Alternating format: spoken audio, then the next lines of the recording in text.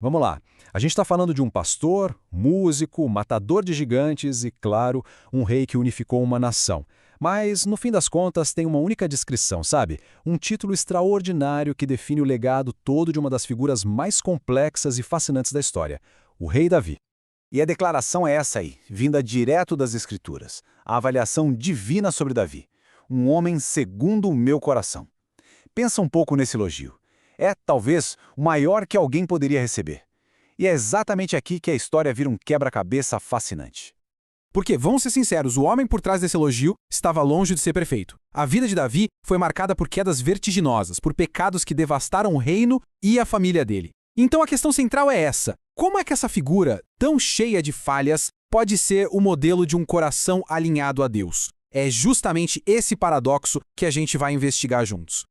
Ok, vamos mergulhar nisso. Para entender o homem, a gente precisa voltar lá no começo, quando ele era ninguém. O candidato que nem a própria família levava em conta. O filho mais novo, o pastor de ovelhas, aquele que ficava para trás lá no campo.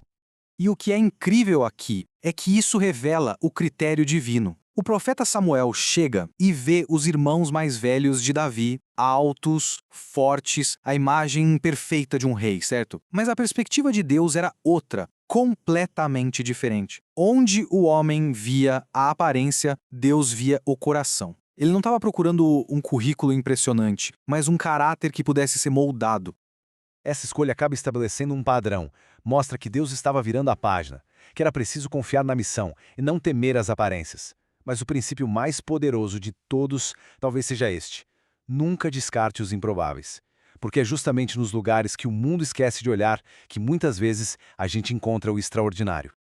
Mas aquele pastor improvável se torna rei. E é aqui que a história acelera e vira uma verdadeira montanha-russa de extremos. Davi atingiu os picos mais altos da fé e da liderança, mas ele também mergulhou nos abismos mais sombrios do erro humano. Essa comparação aqui captura essa dualidade de uma forma brutal. O mesmo homem que derrubou um gigante com fé pura, mais tarde comete adultério e planeja um assassinato a sangue frio só para encobrir o rastro. O amigo leal de Jonatas se revela um pai ausente, criando uma família em ruínas.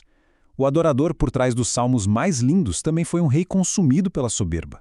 Um rei exponencial para a nação, mas um pai nanico dentro de casa. Essa linha do tempo ajuda a mapear essa jornada toda.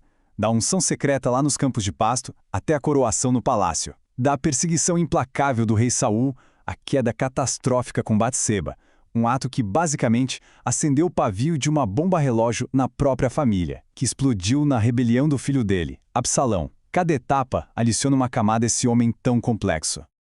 Então como é que a gente reconcilia o herói e o vilão que moram no mesmo homem? A resposta, surpreendentemente, não está na força dele, mas na sua fraqueza. Ou melhor, na reação dele quando a máscara de rei poderoso finalmente caiu. Depois do seu grande pecado, Davi passou quase um ano em silêncio, tentando sufocar a culpa. Até que o profeta Natã o encurrala. Mas ele não chega com uma acusação direta, e sim com uma parábola.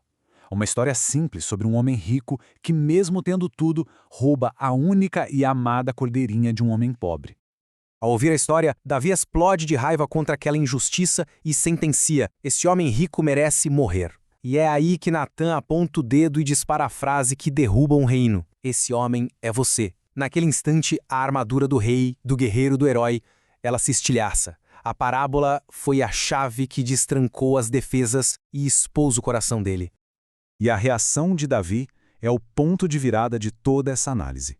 Sem desculpas, sem transferir a culpa, sem tentar racionalizar, apenas uma confissão nua e crua.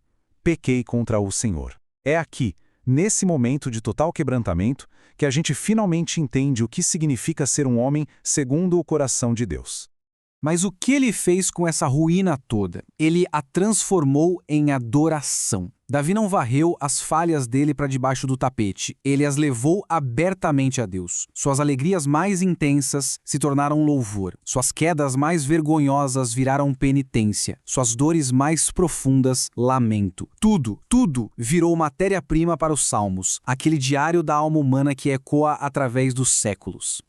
E assim a gente chega ao legado final deste pecador. O que a história de Davi realmente nos ensina sobre a relação entre fé, falha e redenção. Aqui, finalmente, a gente resolve o paradoxo. Ser um homem segundo o coração de Deus nunca significou ser um homem sem falhas. Significava ser um homem cujo coração, mesmo depois de quebrado, apontava consistentemente na direção de Deus. Enquanto outros se justificam ou endurecem, o coração de Davi se partia e se voltava para o arrependimento. O que importava não era a queda, mas a direção do retorno. O legado de Davi, portanto, não é um manual de instruções para a perfeição, é um mapa para a redenção. Um mapa desenhado não para os perfeitos, mas para os imperfeitos. Ele mostra que não importa quão fundo seja o abismo da nossa queda, o caminho de volta, através do arrependimento e da graça, está sempre aberto. O que nos deixa com uma pergunta para refletir, né? A jornada de Davi nos desafia a repensar o que significa devoção. Será que ela começa com uma busca incessante pela perfeição ou com a corajosa admissão da nossa própria imperfeição? Talvez o verdadeiro ponto de partida não seja fingir que temos tudo sob controle, mas ter a honestidade de levar nosso coração, mesmo que em pedaços, de volta para casa.